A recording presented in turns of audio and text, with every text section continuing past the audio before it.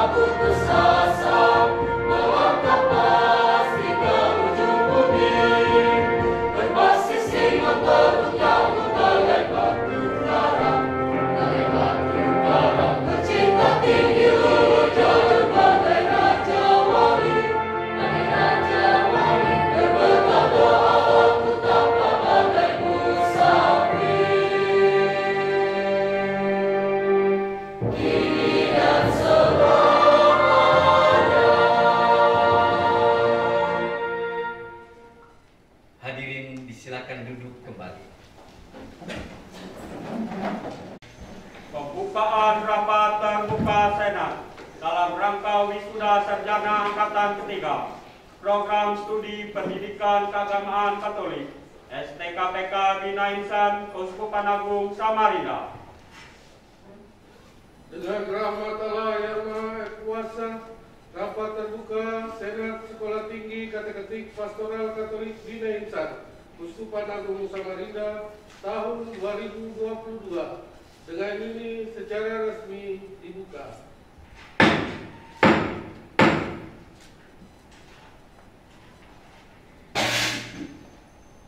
Pidato Ketua Senat STKPK Bina Insan. Selamat pagi dan salam sejahtera bagi kita sekalian. Yang kami hormati Uskupan Agung Samarinda, Monsinyur Justinus Sarjo Susanto. Yang kami hormati Pembimbing Masyarakat Katolik Kementerian Agama Provinsi Kalimantan Timur, Bapak Bastian Pederi.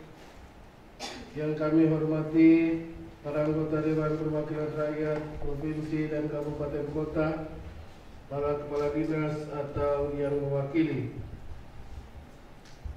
Yang kami hormati Ketua Yayasan Mitra Kasih atau yang mewakili beserta jajarannya, dan para ketua yayasan baik pendidikan maupun kesehatan di lingkungan Uskupan Agung Samarinda yang berkesempatan hadir. Yang kami hormati para pastor, suster, diakon, dan para pengurus Dewan Pastoral Paroki, para tokoh umat, tokoh adat, dan tokoh masyarakat. Yang kami hormati Senat STKPK Bina Insan, para dosen dan tenaga kependidikan. Yang kami hormati para orang tua dan atau wali dari para calon wisudawan. Yang kami hormati segenap undangan yang berkesempatan hadir yang tidak dapat kami sebutkan satu persatu, dan yang kami kasih dan banggakan segenap calon wisudawan. Syukur dan pujian kita aturkan kepada Allah yang Maha Kuasa bahwa pada hari ini wisuda sarjana angkatan ketiga dapat terlaksana. Sebagaimana kita ketahui bersama bahwa wisuda angkatan ketiga ini direncanakan pelaksanaannya pada awal Februari 2022 yang lalu. Namun karena situasi pandemi COVID-19 saat itu melonjak, maka rencana tersebut kami batalkan dari jadwal ulang hingga dapat dilaksanakan pada hari ini. Syukur kepada Allah bahwa situasi pandemi semakin mereda.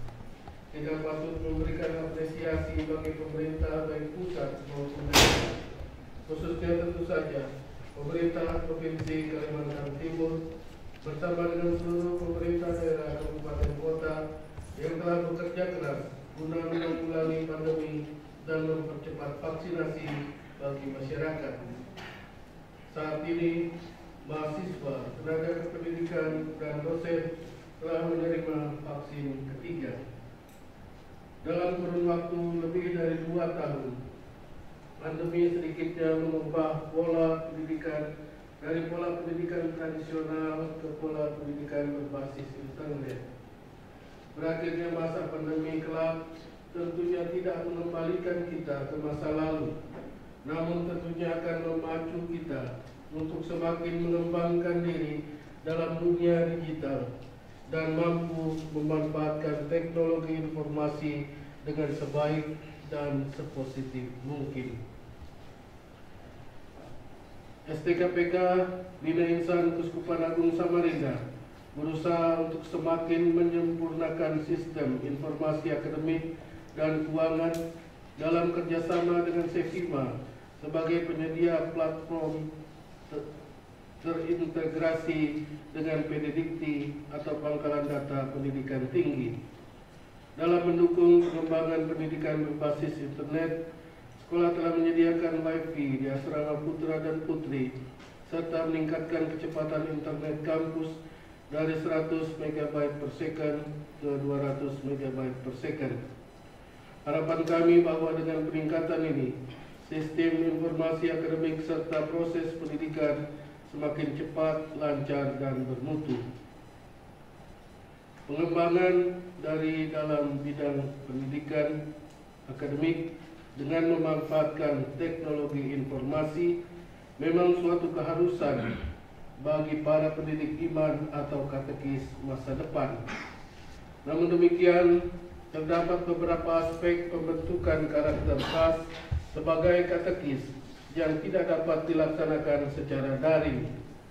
Untuk itulah, kami tetap menerapkan pola pendidikan berasrama yang memungkinkan terciptanya kemampuan untuk hidup bersama dan bekerja sama dengan semua orang, kebiasaan berdoa, dan perayaan Ekaristi, ibadat bersama dan memimpin ibadat, kemandirian dan persaudaraan, serta beberapa hal lainnya yang tentu saja tidak dapat dilaksanakan secara daring. Berkenaan dengan keputusan Direktorat Jenderal Bimas Katolik Kementerian Agama Republik Indonesia yang mengubah nama program studi dari Pendidikan dan Pengajaran Agama Katolik menjadi Pendidikan Keagamaan Katolik, mengharuskan kami untuk melakukan migrasi data. Sampai saat ini, proses migrasi data telah selesai 100%. Mengingat bahwa wisudawan angkatan ketiga ini yang akan diwisuda pada hari ini berasal dari 2 angkatan yudisium, maka pada ijazah yang akan diterima terdapat perbedaan nama program studi. Sampai dengan dilaksanakannya wisuda ini, SK perubahan nama program studi dari PAN PT belum kami terima. Oleh karena itu, kami mohon pengertian dan kesabaran dari para wisudawan yang ijazahnya nanti akan menggunakan nama baru program studi. Namun jangan khawatir, status akreditasi program studi tetaplah B dan penomoran ijazah tetap menggunakan sistem penomoran ijazah nasional. Satu hal yang membahagiakan dan tentu pula membanggakan bahwa IPK para wisudawan angkatan ketiga tahun 2022 ini hanya 2 orang saja yang berada di bawah 3,0. Semua berada di atas batas standar IPK terendah yang telah ditetapkan oleh sekolah, yaitu 2,75. Sampai saat ini kami belum berani menaikkan standar IPK terendah lulusan menjadi 3,0. Kami bangga akan perjuangan kalian para wisudawan. Kemampuan akademik memang diperlukan dalam pengajaran dan pengabdian kepada gereja dan masyarakat. Namun demikian, keteladanan iman dalam hidup lebih keras gaungnya di tengah-tengah dunia. Camkanlah selalu semboyan kita, intelligence cogitans sapiens in action. Cerdas dalam berpikir, bijak dalam bertindak. Apapun pekerjaan kalian, dimanapun kalian ditugaskan, jadilah selalu manusia yang senantiasa cerdas sekaligus bijak. Kepada para dosen dan tenaga kependidikan, kami menyampaikan limpah terima kasih atas waktu, tenaga, pikiran, dan bahkan materi yang telah diberikan bagi sivitas akademika STKPK Bina Insan, secara khusus bagi para lulusan yang diwisuda pada hari ini. Menatap 20 orang wisudawan ini, pastilah kita memiliki kebahagiaan yang tak terkatakan. Mewakili sivitas akademika STKPK Bina Insan, pada kesempatan ini saya juga menyampaikan limpahan terima kasih kepada Bapak Uskup yang selama ini telah memberikan perhatian dan dukungan bagi perjalanan STKPK Bina Insan ini. Secara khusus, kami juga mohon maaf bila terdapat banyak kekurangan dalam pengelolaan karya keuskupan yang telah Bapak Uskup percayakan kepada kami. Pada akhirnya, rasa terima kasih kami sampaikan pula kepada Ketua dan jajaran pengurus Yayasan Mitra Kasih yang menaungi STKPK Bina Insan, Ditjen Bimas Katolik Pusat, Pemimas Katolik Provinsi Kalimantan Timur, Bupati Kabupaten Mahakam, BPJS Samarinda, Jepima, CIMB Niaga, dan beberapa pihak lain yang tidak dapat kami sebutkan satu persatu yang telah menjalin kerjasama dengan kami demi mengembangkan sivitas akademika STKPK Bina Insan. Juga segenap donatur dan pemerhati calon katekis yang telah memberikan bantuan bagi kami dan mahasiswa kami. Semoga Tuhan memberkati niat baik kita dalam karyanya ini. Sekian dan terima kasih.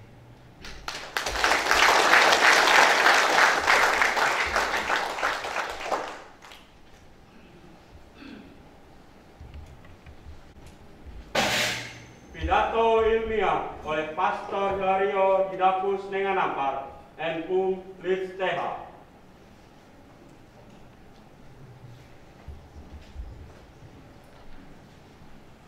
Yang mulia Bapak Uskup Agung Samarinda, para pejabat pemerintahan, rekan-rekan imam dan para suster, para calon wisudawan wisudawati, segenap civitas akademika STKPK Bina Insan Uskupan Agung Samarinda, para undangan serta ibu bapak, saudara dan saudari yang terkasih, izinkan saya untuk menyampaikan pidato ilmiah ini dengan judul Eklesiologi Persekutuan, istilah persekutuan dalam kitab suci dan tradisi gereja. Sejak berakhirnya sinode luar biasa para uskup yang kedua tahun 1985, konsep gereja sebagai persekutuan makin populer di dalam gereja Katolik. Kenyataan tersebut tidak terlepas dari peran Santo Yohanes Paulus II Paus. Ia tidak hanya menjadi inisiator dari sinode luar biasa para uskup tersebut, tetapi ia selama masa kepausannya yang panjang juga senantiasa mempromosikan konsep gereja sebagai persekutuan. Paus Benediktus ke-16 menjelaskan bahwa dalam Konsili Vatikan II, konsep gereja sebagai persekutuan sesungguhnya sudah ada. Namun konsep tersebut belum direfleksikan dan dibicarakan dengan matang. Karenanya Benediktus ke-16 yang berpartisipasi secara langsung baik dalam Konsili Vatikan II maupun dalam sinode luar biasa para uskup tahun 1985 menjelaskan bahwa konsep gereja sebagai persekutuan merupakan jembatan yang menghubungkan dua konsep penting tentang gereja, yaitu gereja sebagai tubuh Kristus dan gereja sebagai umat Allah. Kini, ketika konsep gereja sebagai persekutuan telah menjadi begitu terkenal dalam kalangan gereja Katolik, timbul pertanyaan, apakah konsep tersebut telah dipahami dengan baik oleh seluruh anggota gereja Katolik? Agar konsep gereja sebagai persekutuan dapat dipahami dengan baik, saya mencoba untuk menjelaskannya dengan bertitik tolak dari kitab suci Perjanjian Baru dan juga dari tradisi gereja. Gagasan persekutuan dalam kitab suci Perjanjian Baru.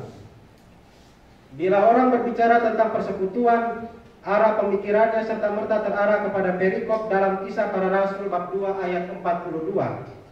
Dikatakan, mereka bertekun dalam pengajaran para rasul dan dalam persekutuan, dan mereka selalu berkumpul untuk memecahkan roti dan berdoa. Menjadikan perikop dari Kisah Para Rasul bab 2 ayat 42 tadi sebagai pendasaran satu-satunya untuk memahami gagasan gereja sebagai persekutuan, hemat kami kurang memadai. Kata persekutuan berasal dari bahasa Yunani yaitu koinonia. Koinonia sendiri merupakan satu dari sekian kata yang diturunkan dari kata koinos. Kata koinos sendiri memiliki tiga makna, yaitu menganugerahkan, mengambil bagian, dan kesamaan. Dalam kosakata bahasa Latin, kata koinonia kemudian diterjemahkan dengan kata komunio. Di dalam Perjanjian Baru, kata koinonia atau komunio dan berbagai bentuknya ditemukan sebanyak 19 kali dengan pembagian sebagai berikut. 14 kali dalam surat-surat Paulus, 4 kali dalam surat-surat Rasul Yohanes, dan 1 kali dalam Kisah Para Rasul bab 2 ayat 42. Dari hasil penelitian kami terhadap kemunculan kata koinonia, ditemukan bahwa istilah persekutuan pertama-tama berbicara tentang Yesus Kristus. Dan karena itu, setiap refleksi dan pembicaraan tentang gereja sebagai persekutuan mesti berangkat dari kristologi. Ada dua pokok pemikiran perihal istilah persekutuan dalam Perjanjian Baru, yaitu dimensi kristologis trinitaris dan dimensi kristologi sakramental. Dimensi kristologi trinitaris. Rasul Paulus dalam suratnya yang pertama kepada jemaat di Korintus berkata, Allah yang memanggil kamu kepada persekutuan dengan anaknya Yesus Kristus Tuhan kita adalah setia. 1 Korintus bab 1 ayat 9. Ayat tadi sejatinya hendak menyatakan perihal fakta penting dari konsep persekutuan di dalam perjanjian baru. Menurut perjanjian baru, persekutuan antara Allah dengan manusia bersifat tidak langsung, dan karenanya mutlak dibutuhkan adanya seorang pengantara. Pengantara itu sendiri sejatinya bukanlah sesuatu, melainkan seorang pribadi, yaitu Yesus Kristus, Putra Allah, sungguh manusia. Dalam inkarnasi Putra Allah Yesus Kristus, terjadilah persekutuan antara yang ilahi dan insani, antara surga dan bumi. Kenyataan teologis tersebut adalah hal yang tidak mungkin bagi mentalitas perjanjian lama. Perjanjian lama melihat manusia bukan sebagai sahabat atau partner dari Allah. Manusia sebaliknya dilihat sebagai hamba Allah, atau dalam bahasa Ibrani, Ebed Yahweh. Karenanya relasi antara Allah dan manusia dalam perjanjian lama ditandai dengan sebuah perjanjian atau berit, dan bukan sebuah relasi dalam bentuk persekutuan.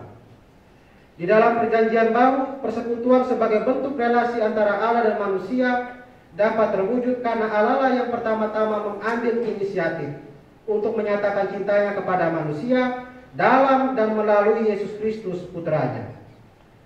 Berkat misteri Paskah Kristus, persekutuan antara yang ilahi dan insani dalam pribadi Yesus Kristus itu kemudian dianugerahkan kepada manusia.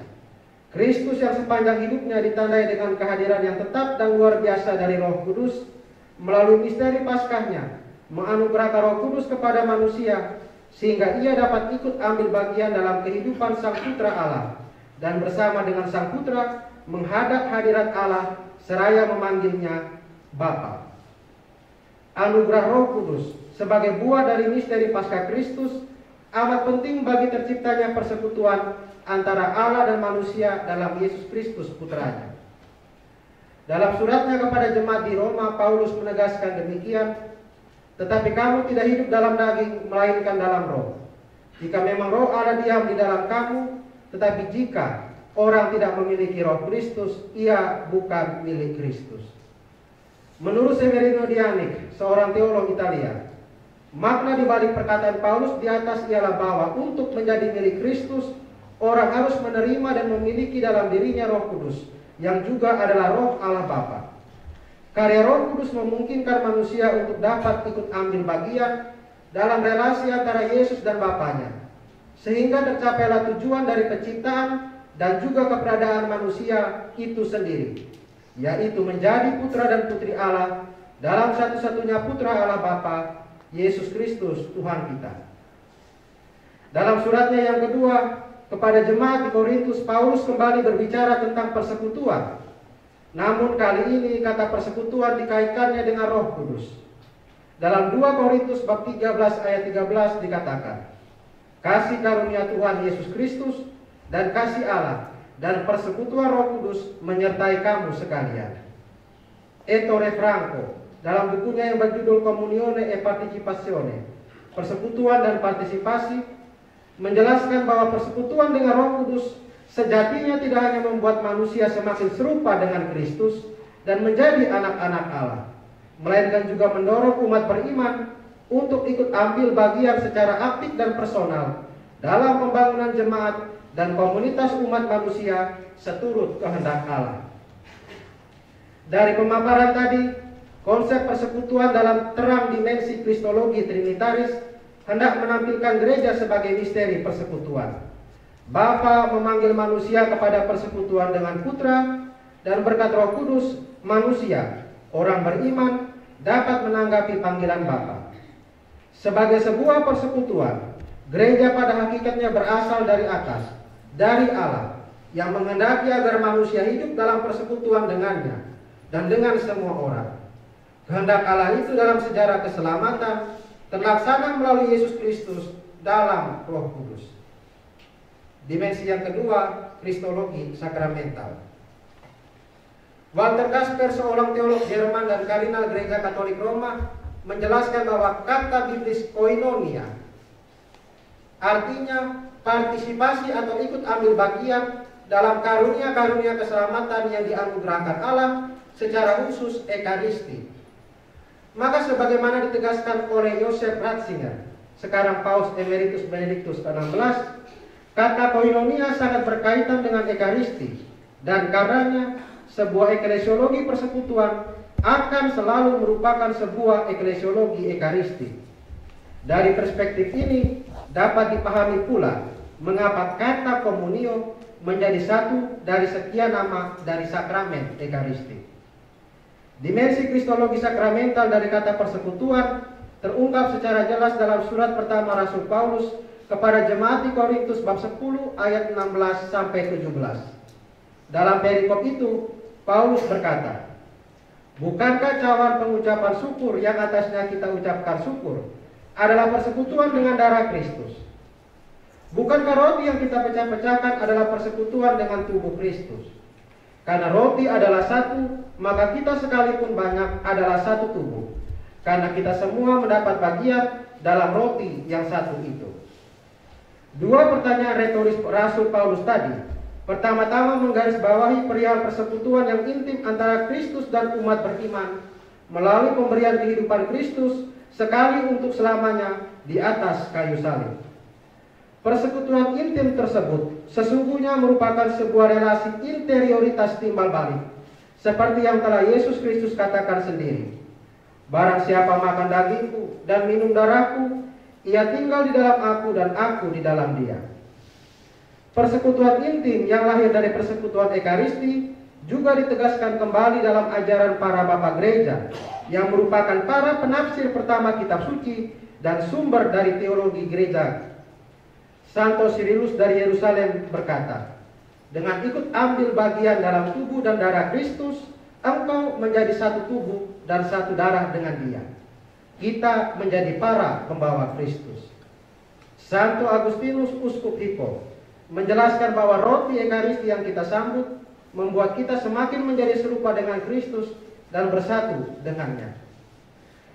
Dari persekutuan tiap orang dengan Kristus dalam Ekaristi, lahirlah persekutuan horizontal, yaitu persekutuan gerejani, di mana mereka yang berpartisipasi dalam Ekaristi yang satu dan sama bersatu dalam ikatan kasih. Jadi dari tubuh sakramental Kristus dalam Ekaristi, lahirlah gereja sebagai tubuhnya. Persekutuan gerejani yang lahir dari persekutuan Ekaristi itu secara historis tampil dalam cara hidup jemaat perdana pasca peristiwa Pentakosta. Mereka bertekun dalam pengajaran rasul-rasul dan dalam persekutuan, dan mereka selalu berkumpul untuk memecahkan roti dan berdoa. Kisah Para Rasul bab 2 ayat 42. Selanjutnya, pemecahan roti yang dikatakan Lukas dalam Kisah Para Rasul bab 2 ayat 42 memberikan pemaknaan lain yang tidak kalah penting perihal konsep gereja sebagai sebuah persekutuan. Menurut Joseph Ratzinger, pemecahan roti atau Ekaristi dapat dirayakan dan diteruskan dalam gereja berkat kehadiran dan ajaran para rasul. Istilah persekutuan dengan demikian berarti persekutuan dengan ajaran para rasul yang merupakan tanda nyata dari kehadiran mereka di dalam gereja pada segala abad. Gereja yang lahir dan hidup dari Ekaristi pada hakikatnya adalah gereja yang apostolik. Hal tersebut sejatinya dialami sendiri oleh Rasul Paulus. Dalam suratnya kepada jemaat di Galatia bab 2 ayat 9, Paulus mengisahkan pengalamannya bersama Barnabas yang berjabat tangan dengan 3 soko guru jemaat Kristiani perdana, yaitu Yakobus, Kefas atau Petrus, dan Yohanes. Adapun Yakobus, Kefas, dan Yohanes merupakan 3 pilar penting dari gereja perdana. Berjabat tangan dimaknai Paulus bukan sebagai sebuah tindakan biasa, melainkan suatu tindakan yang memiliki arti yang penting bagi hidup dan karyanya sebagai orang Kristiani dan Rasul Tuhan. Bagi Paulus, tindakan berjabat tangan dengan 3 pilar gereja perdana itu adalah tanda penerimaan dirinya dalam persekutuan gerejani dan sekaligus restu bagi misi yang akan dijalankannya, yaitu pewartaan Injil kepada bangsa-bangsa yang belum mengenal Allah. Pengalaman Paulus di atas dengan jelas hendak mengatakan bahwa persekutuan gereja persekutuan gerejani tidaklah dapat dipikirkan tanpa struktur apostolik gereja. Struktur tersebut adalah instrumen esensial yang melaluinya umat beriman dapat ikut ambil bagian dalam persekutuan Allah Tritunggal. Rasul Yohanes sendiri dalam suratnya yang pertama berujar demikian. Apa yang telah kami lihat dan yang telah kami dengar itu kami beritakan kepada kamu juga, supaya kamu beroleh persekutuan dengan kami. Dan persekutuan dengan kami adalah persekutuan dengan Bapa dan dengan anaknya Yesus Kristus. 1 Yohanes bab 1 ayat 3-4. Dari persekutuan Ekaristi dapat disimpulkan bahwa istilah persekutuan memiliki dua aspek penting yang tidak saling terpisahkan satu dengan yang lain, yaitu persekutuan sebagai sakramen dan persekutuan sebagai kenyataan sosial dan institusional. Dari persekutuan Ekaristi lahirlah persekutuan umat Allah yang baru, di mana struktur apostolik merupakan elemen konstitutifnya. Bagian kedua, gagasan persekutuan dalam tradisi gereja. Makna istilah persekutuan dalam Perjanjian Baru kemudian diterima dan dihidupi oleh gereja purba, baik dalam ajaran para gembala umat maupun dalam praksis hidup menggereja. Dalam sejarah gereja purba, istilah persekutuan tidak bisa disempitkan dalam pemakaian kata koinonia atau komunio secara harafiah. Menurut para ahli teologi, istilah persekutuan bagaimanapun juga mesti dilihat dalam kaitannya dengan beberapa terminologi lain seperti pax, communio, communicatio, concordia, societas, unitas, caritas, consortium, dan fraternitas. Ada tiga hal yang dapat dikatakan dalam hubungannya dengan konsep gereja sebagai persekutuan dalam tradisi gereja. Pertama, Tritunggal Maha Kudus sebagai sumber dan model dari persekutuan gereja. Para bapak gereja pada umumnya sepakat bahwa gereja berasal dari kehendak dan karya Allah dan bukan dari manusia. Santo Cyprianus dari Kartagine menyatakan bahwa gereja adalah umat yang disatukan berdasarkan kesatuan Bapa dan Putra dan Roh Kudus. Salah satu dari para bapak Kapadokia yaitu Santo Basilius menjelaskan bahwa persekutuan Roh Kudus yang dikatakan Paulus dalam 2 Korintus bab 3 ayat 13 tidak hanya membawa umat beriman kepada kekudusan, melainkan juga kepada persekutuan di antara mereka sebagai anggota dari tubuh Kristus. Pandangan teologi serupa juga ditemukan dalam ajaran Santo Agustinus. Menurutnya, Roh Kudus adalah Ia yang membentuk gereja sebagai sebuah persekutuan. Kedua, gereja sebagai persekutuan iman. Bagi gereja purba, iman bukanlah persoalan privat, melainkan soal persekutuan. Rumusan pengakuan iman yang dengannya seorang menerima pembaptisan dan masuk dalam persekutuan gerejani pada kenyataannya adalah hasil dari berbagai sinode dan konsili. Persekutuan iman yang satu dan sama dijaga dan dipelihara senantiasa melalui suksesi apostolik, yaitu penerusan tugas dan martabat para rasul. Persekutuan iman dalam gereja memiliki titik simpulnya pada gereja Roma. Hal tersebut nampak jelas dalam sikap para bapak gereja, misalnya ketika mereka berhadapan dengan berbagai kelompok ajaran sesat. Para bapak gereja seperti Irenaeus dan Tertullianus melihat bahwa gereja Roma adalah tempat di mana iman para rasul dipelihara dengan setia. Dengan demikian, konsep bahwa Roma adalah pusat dari persekutuan gerejani sesungguhnya telah ada sejak lama. Tugas seorang uskup Roma sebagai penjamin dan pemelihara kesatuan gereja Kristus diakui oleh gereja-gereja lokal bukan atas dasar motif yuridis dan politis, melainkan teologis. Gereja Roma sejak dahulu merupakan kriteria autentik dari tradisi apostolik. Konsekuensinya ialah agar dapat senantiasa terhubung dengan ajaran para rasul Kristus atau traditio apostolika, sebuah gereja lokal tidak bisa tidak harus berada dalam persekutuan dengan gereja Roma yang merupakan sedes apostolika.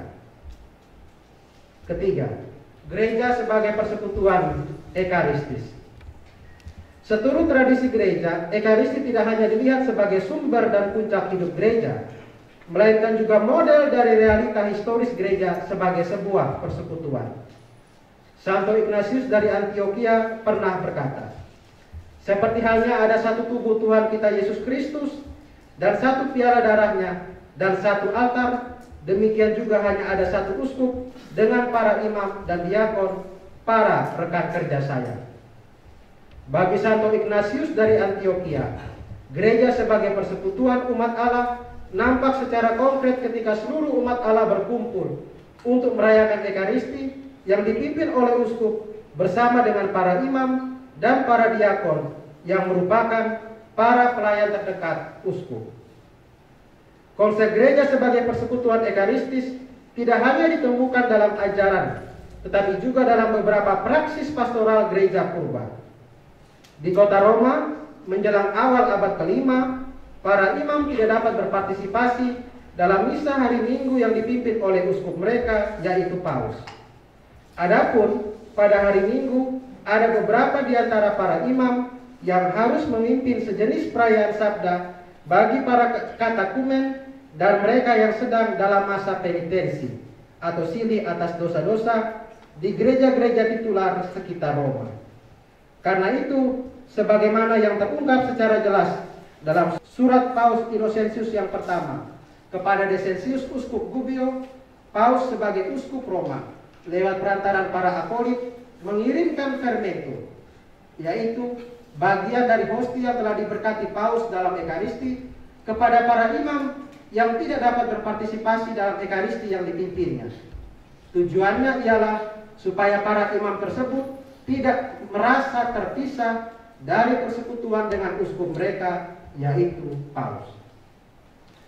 Selain praksis fermentum, praksis lain ialah ekskomunikasi yang terungkap jelas dalam praksis penerimaan sakramen tobat sekitar abad ke-2 sampai ke-6 Masehi.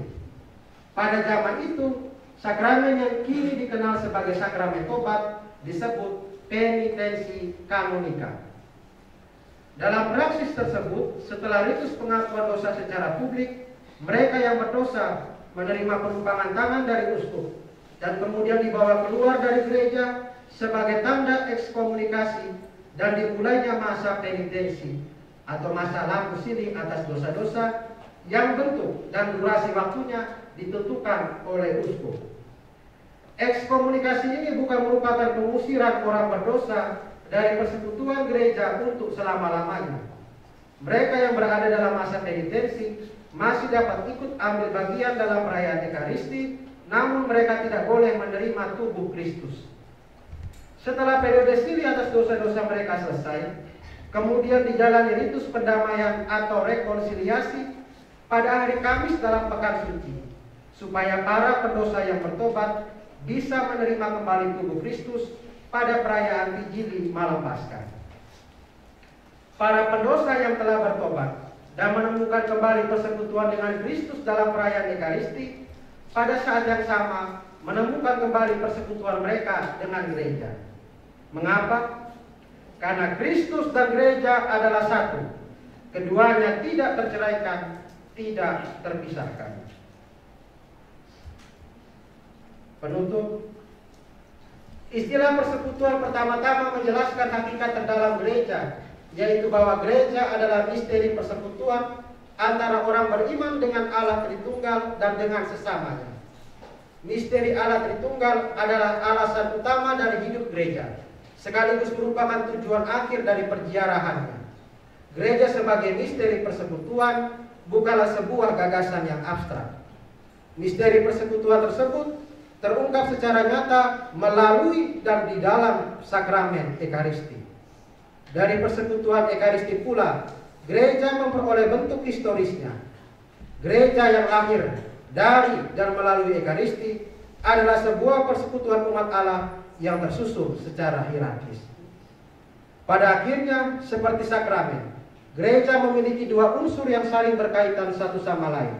Artinya, gereja sebagai misteri persekutuan terdiri dari unsur yang tidak kelihatan, yaitu persekutuan dengan Allah Tritunggal, dengan manusia, dan manusia dengan sesamanya. dan unsur yang kelihatan, yaitu persekutuan dengan iman para rasul, dengan sakramen-sakramen, dan dengan tata hierarki gereja. Sekian dan terima kasih.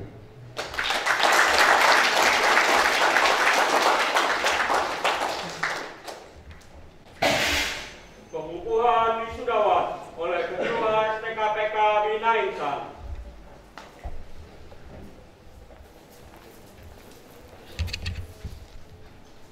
Mai Rostiana Urai SPD. Tempat tanggal lahir Rukun Damai 3 Mei tahun 2000. Anak dari Bapak Andreas Lapang dan Ibu Yuliana Ipung. IPK 3,58. Predikat sangat memuaskan.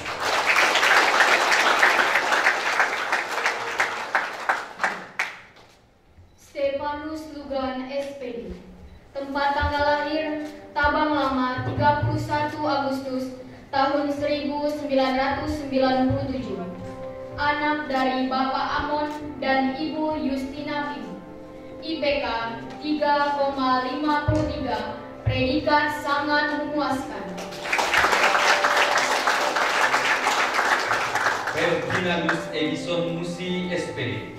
Tempat tanggal lahir Kaliorang 5 Februari tahun 1996. Anak dari Bapak Godefridus Bintang Mas dan Ibu Lucia Londa. IPK 3,42. Predikat sangat memuaskan. Fidelis Alfred Gaga SPD. Tempat tanggal lahir Berau 25 Februari tahun 2000. Anak dari Bapak Anis Mali dan Ibu Francisca Bosa.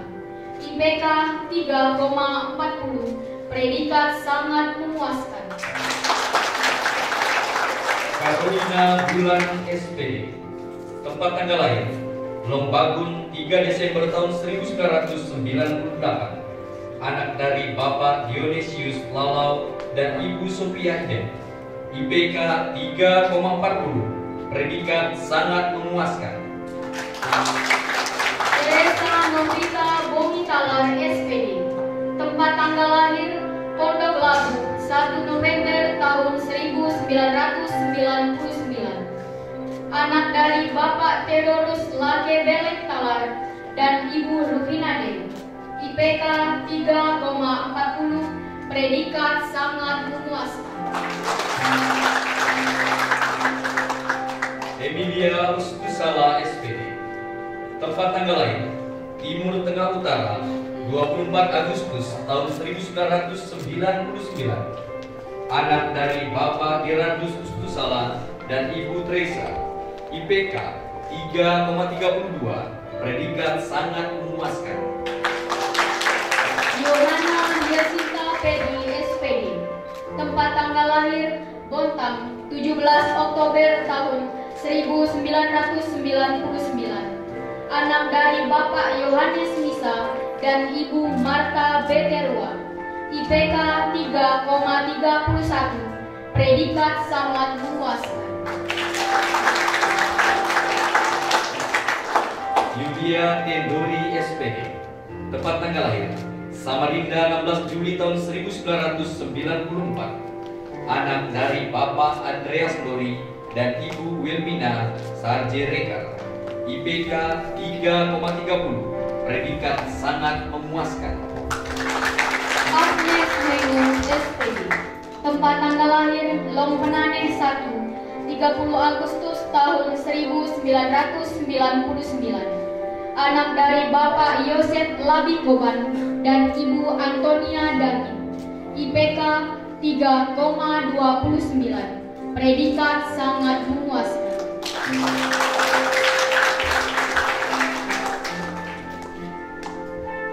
Robertus Ram SPD. Tempat tanggal lahir Kaliorang 23 September tahun 1995. Anak dari Bapak Yosef Sadu dan Ibu Paula Tutoleja. IPK 3,28. Predikat sangat memuaskan. Rosa Dalima Golwola SPD. Tempat tanggal lahir Pengadat 4 Oktober tahun 1993, anak dari Bapak Frans Billy Lende dan Ibu Victoria Bispante. IPK 3,26, predikat sangat memuaskan. Paulus Jadi Lohor SPD, tempat tanggal lahir Ripari Makmur 29 Juni tahun 1998, anak dari Bapak Yohanes Datu dan Ibu Yosefina Banase. IPK 3,24, predikat sangat memuaskan. Januarius Nom Arson SPD, tempat tanggal lahir Kertabumi 13 Januari tahun 1997, anak dari Bapak Mateus Yonas dan Ibu Marcelina Jonsiana Kiron. IPK 3,22, predikat sangat memuaskan.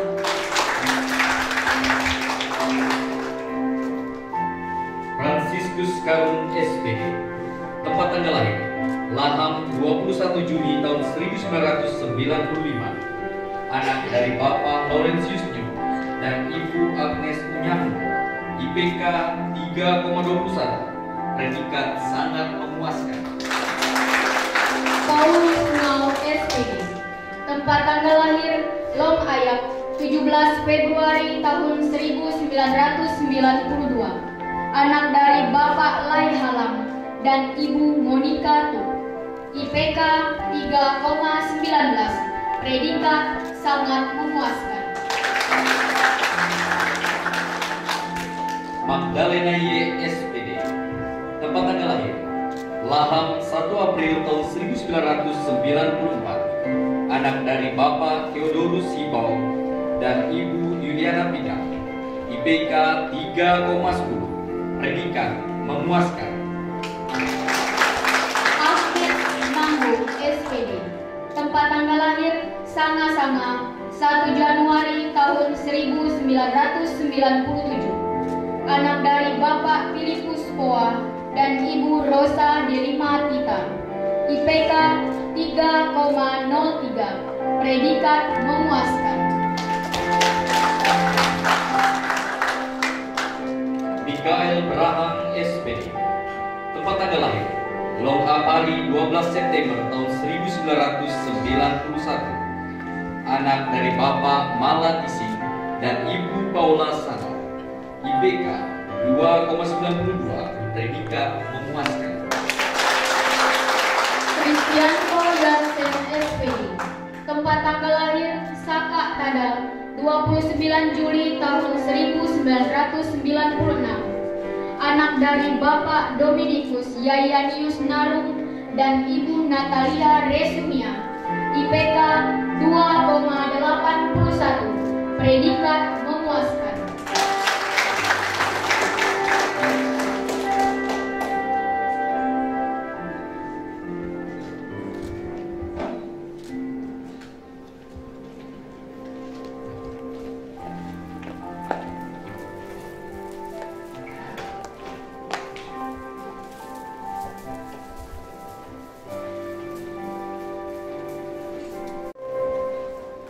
Penghormatan.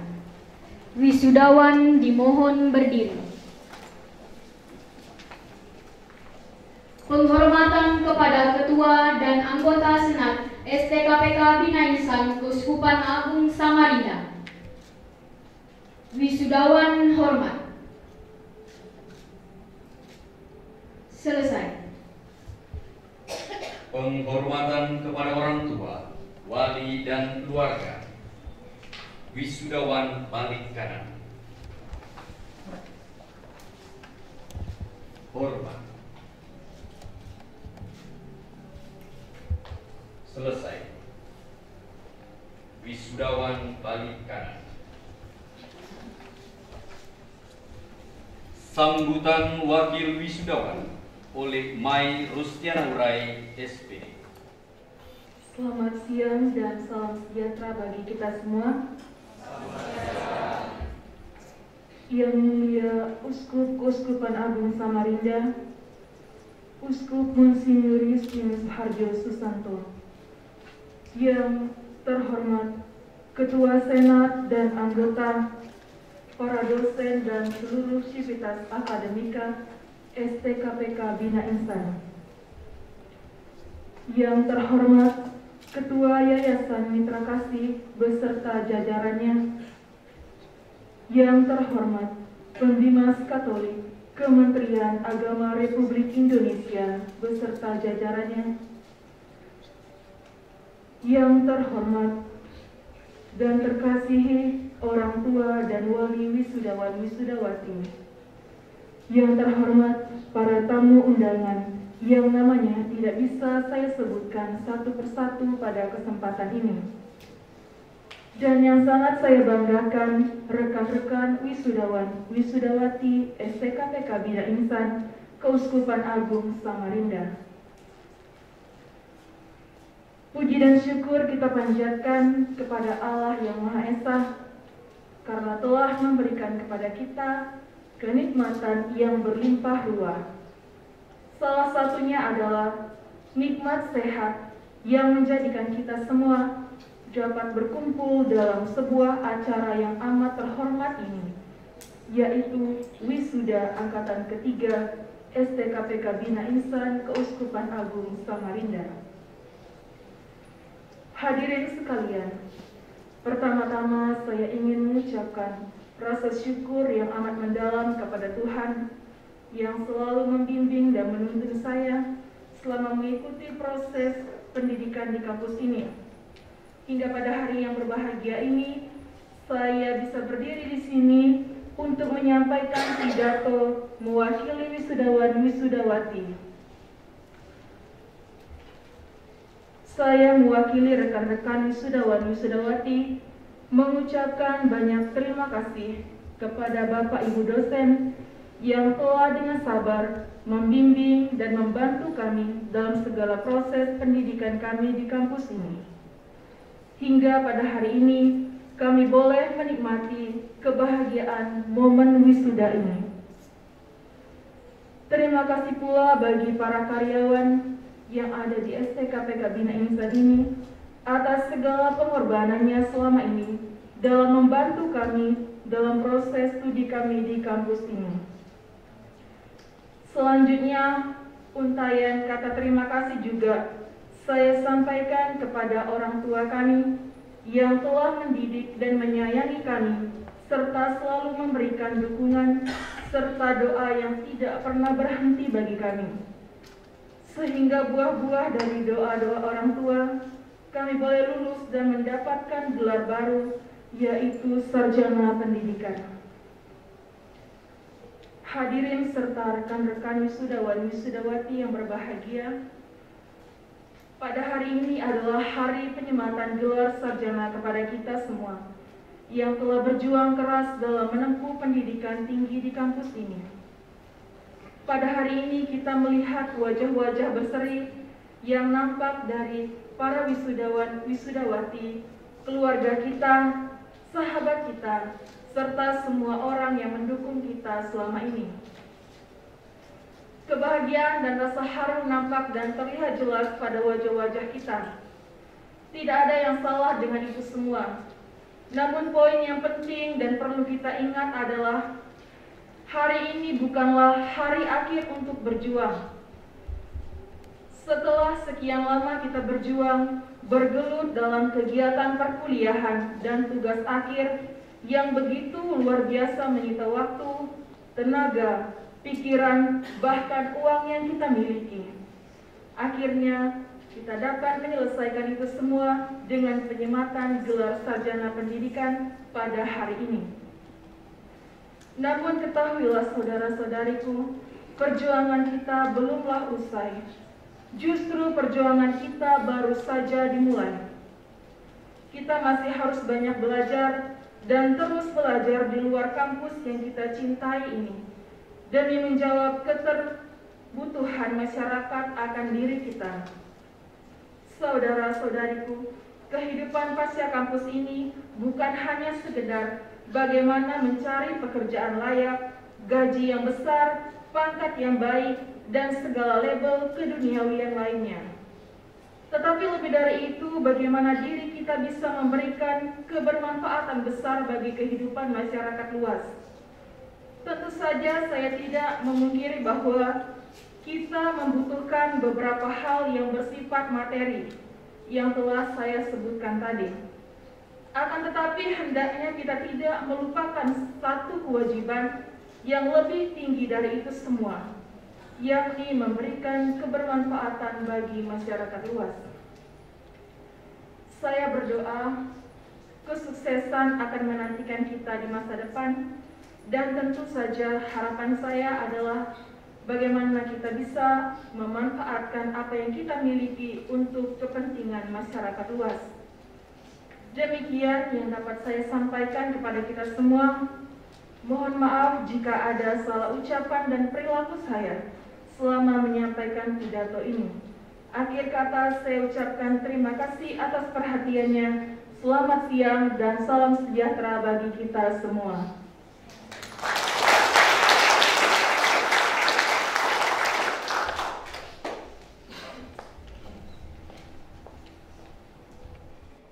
Menyanyikan lagu Doa Seorang Anak oleh paduan suara STKPK Bina Insan.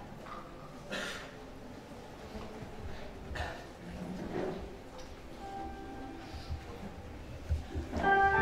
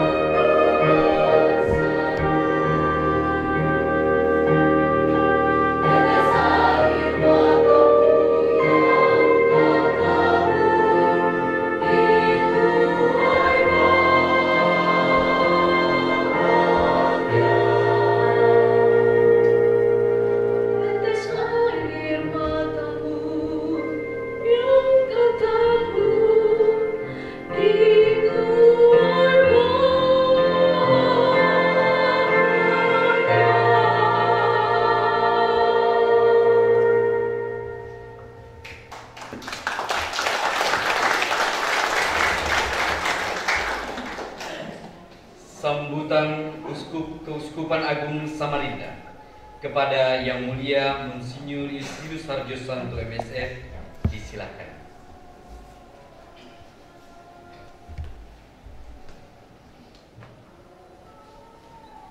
Terima kasih atas waktu yang diberikan kepada saya untuk menyampaikan sambutan pada siang hari ini. Selamat siang. Shalom. Yang saya hormati Pemimas Katolik Provinsi Kalimantan Timur, Bapak Bastian Deleri. Yang saya hormati Ketua STKPK Bina Insan. Yang saya hormati Yayasan Mitra Kasih yang sempat hadir. Yang saya hormati Senat STKPK, para dosen, pastor, dokter, pakar yang sempat hadir, para undangan, yang saya lihat beberapa undangan hadir, para wisudawan beserta orang tuanya yang berbahagia, serta hadirin yang saya hormati dan kasihi. Memberi sambutan pada siang seperti ini memang seperti memberikan kuliah pada jam terakhir, alias dosennya lelah, mahasiswanya juga bisa ngantuk. Maka selama saya memberi sambutan, kalau mau ngantuk silakan, tidak apa-apa. Tentu kita bersyukur kepada Tuhan karena bisa berhimpun dalam keadaan baik pada siang hari ini, khususnya diberi kesehatan dan juga semangat untuk tetap setia. Tadi 2 jam menunggu Pak Gubernur tidak datang-datang, tapi kita tetap setia berkumpul di sini dan sungguh sesuatu yang membahagiakan karena kita sekurang-kurangnya menjadi orang yang belajar untuk setia. Tentu juga bersyukur kepada Tuhan karena penyelenggaraan Tuhan pada lembaga STKPK Bina Insan ini, sehingga saat ini mewisuda angkatan yang ketiga sarjana. Pada kesempatan ini saya menyampaikan selamat kepada para wisudawan yang telah menyelesaikan studi di lembaga ini dan mendapat predikat atau mendapat gelar sarjana pendidikan. Selamat juga kepada orang tua atau wali yang mendampingi tentu saja entah dari jauh kadang-kadang ke sini, sehingga anak Anda itu berhasil untuk mencapai yang dicita-citakan selama ini, yaitu lulus menjadi sarjana dari STKPK ini. Tak lupa terima kasih kepada STKPK Bina Insan Keuskupan Agung Samarinda yang telah mendidik, mendampingi para mahasiswa yang dari sini, calon-calon tokoh gereja dan juga pewarta Injil dimanapun mereka akan ditugaskan. Tentu kita sadar bahwa bersekolah di lembaga ini, yaitu Sekolah Tinggi Kata-Ketik Pastoral, tentu ada katanya dengan pewartaan dan ada kaitannya dengan panggilan. Oleh karena itu saya berpesan agar supaya hal itu sungguh-sungguh dipegang, bahwa bersekolah di sini berarti ada jiwa mewartakan dan sekaligus juga didasari pada dasar yang mendalam, yaitu panggilan untuk mewartakan. Maka dimanapun Anda ditugaskan, entah itu dalam lembaga Katolik atau lembaga umum, lembaga swasta, entah mengajar agama Katolik, entah bukan, karena sekarang saya dengar itu dengan gelar Anda itu bisa juga mengajar bidang-bidang yang lain, maka hendaknya ini tetap menjadi pegangan sehingga tetap menjadi jiwa, karena dimanapun kita sebenarnya bisa mewartakan. Tentu Anda sudah mempunyai bekal-bekal yang cukup untuk itu, baik itu secara intelektual, kemampuan intelektual, maupun juga dalam kemanusiaan, relasi, nilai luhur yang sudah ditanamkan, dan mungkin juga diperkuat karena sudah ditanamkan oleh keluarga Anda masing-masing. Diperkuat di sini sebagaimana tadi juga sudah disinggung oleh Ketua STKPK. Baik dalam kebersamaan, juga nilai-nilai kemanusiaan yang lain, bahkan nilai-nilai Kristiani yang Anda dapatkan dari kuliah, tapi juga nilai-nilai Kristiani yang Anda dapatkan dan pelajari, bahkan praktekkan dalam kehidupan bersama di asrama. Yang berikutnya, kalau nanti Anda mempunyai tugas mengajar agama atau berkatekise, hendaknya itu Anda pegang sebagai tugas yang sangat mulia. Kadang-kadang mengajar agama oleh masyarakat atau bahkan oleh siswa, mendapat pelajaran agama itu menjadi agak susah. Saya mendapat keluhan bagaimana guru agama ini mendapat kesulitan ketika meminta anak-anaknya untuk mengerjakan tugas yang berkaitan dengan pelajaran agama. Kalau mengerjakan tugas-tugas yang berkaitan dengan matematika misalnya, atau ilmu pasti misalnya, itu mereka betul-betul mengerjakannya dengan serius. Karena ini menjadi salah satu penentu bagaimana seorang itu mempunyai kemampuan katanya. Tapi sebenarnya kemampuan itu sangat relatif. Bahkan kita percaya bahwa menghidupi kehidupan agama itu menjadi sangat penting untuk zaman ini. Maka ketika Anda mengajar agama, hendaknya ini jangan menjadi sebuah beban dan mengatakan hanya pelajaran agama. Karena justru itulah peran kita sebagai pengajar agama, tapi sekaligus juga sebagai saksi-saksi orang-orang Katolik di tengah para murid atau para siswa, menjadi suatu arena pewartaan yang sangat penting. Apalagi saat ini juga sangat diyakini bahwa ilmu-ilmu, misalnya ilmu matematika atau kemampuan intelektual yang lain, sekarang tidak menjadi penentu bagaimana kehidupan yang akan datang itu berhasil. Keberhasilan dari kehidupan tidak hanya tergantung pada kemampuan intelektual. Bahkan kemampuan intelektual dipasang bukan pada nomor satu, tapi pada nomor sekian. Sedangkan pembentukan pribadi tadi juga disebut oleh Ketua STKPK menjadi sangat penting, dan tentu salah satunya adalah yang membentuk kita sebagai pribadi Kristiani, yaitu ajaran Gereja Katolik atau ajaran agama. Dan itu tentu diperluas lagi dengan apa yang disebut dengan mengolah rasa.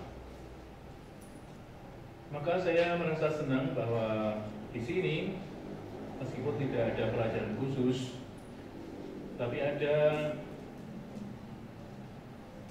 bentuk-bentuk pendampingan yang mau mengembangkan bidang ini.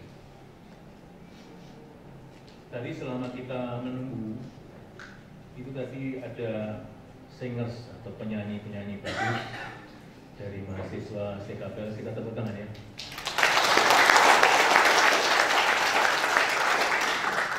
Yang repertoarnya juga cukup baik, artinya banyak yang dihafal, banyak yang diketahui, nyanyian-nyanyian, bahkan nyanyi yang paling viral pun juga tahu pasti. Tapi intinya adalah bahwa itu mengembangkan rasa perasaan, mengolah rasa perasaan kita sehingga rasa perasaan kita sungguh berkembang. Bagaimana kalau duet itu menjadi kompak? Bagaimana kalau kor itu menjadi harmoni? Demikian juga tahu satu sama lain bagaimana harus bersuara. Bersuara beda tetapi menunjukkan keharmonisan. Harmoni ada harmoni, polifoni, yang kalau didengarkan sungguh sangat indah. Tentu bukan hanya yang menyanyi yang belajar dari situ, tapi juga yang mendengarkan pun bisa belajar dari situ. Dan ini kiranya olah rasa yang sangat penting untuk zaman ini, yang kadang-kadang sangat dipengaruhi hanya oleh kemampuan intelektual, sedangkan olah rasanya kurang, sehingga orang juga tidak merasa bersalah ketika korupsi atau ketika merugikan orang lain, solidaritas menjadi rendah, individualisme menjadi meningkat, dan seterusnya dan seterusnya. Oleh karena itu, saya sungguh merasa senang bahwa di sini diselenggarakan pendidikan yang integral. Artinya selain mengembangkan kemampuan intelektual, tapi juga dikembangkan kemampuan manusiawi yang lain yang pasti sangat berguna bagi kehidupan di masa-masa yang akan datang. Contoh yang paling mengemuka saat ini adalah kemampuan berelasi. Banyak orang yang sulit untuk berelasi dengan baik, entah melalui kata-kata, melalui gesture, atau melalui tindakan. Sehingga meskipun yang disampaikan itu baik, tapi kadang-kadang karena hal itu tidak diperhatikan, maka pesannya akan tidak sampai, bahkan orang akan menolak karena gesture atau tindakan yang tidak pas. Tentu ini menjadi pelajaran bagi semua kita agar supaya betul-betul kita mengembangkan secara integral kehidupan kita sebagai manusia, kehidupan kita sebagai orang Katolik, kehidupan kita sebagai warga masyarakat. Maka sekali lagi terima kasih kepada STKPK yang sangat memperhatikan hal itu. Ini sudah siang, jadi saya tidak akan menambah poin lagi. Karena tadi memang pidato ilmiahnya juga sangat bagus. Kalau kita mendengarkan dengan baik, serius, kita sudah menanti 2 jam, jadi barangkali memang sudah saya akhiri sekian saja. Tapi biasanya saya ditagih pantun kalau tidak jawab. Ya saya buat.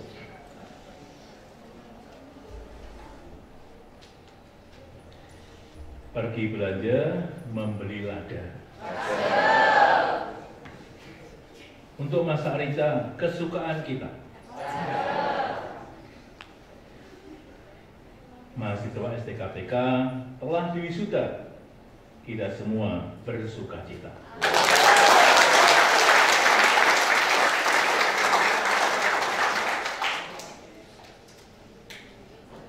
Tari Selasih di hutan rimba, mendapat kembang cantik sekali. Terima kasih STKPK, teruslah berkembang tiada henti.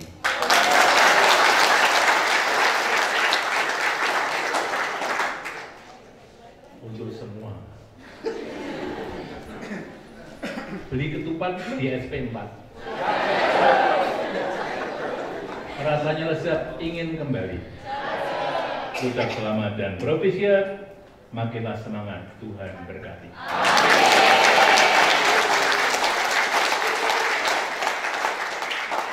Mencari teman, memakan sirih, cukup sekian, terima kasih.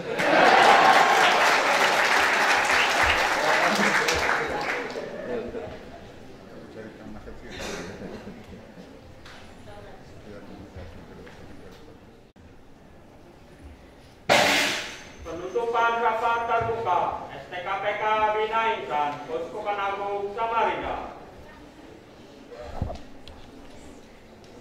Dengan rahmat Allah yang Maha Kuasa, rapat terbuka Senat Sekolah Tinggi Kata-Ketik Pastoral Katolik Bina Insan, Keuskupan Agung Samarinda tahun 2022.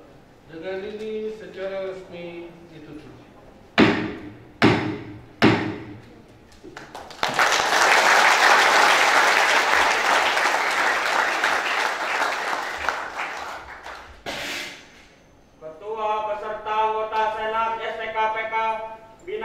Meninggalkan ruangan upacara.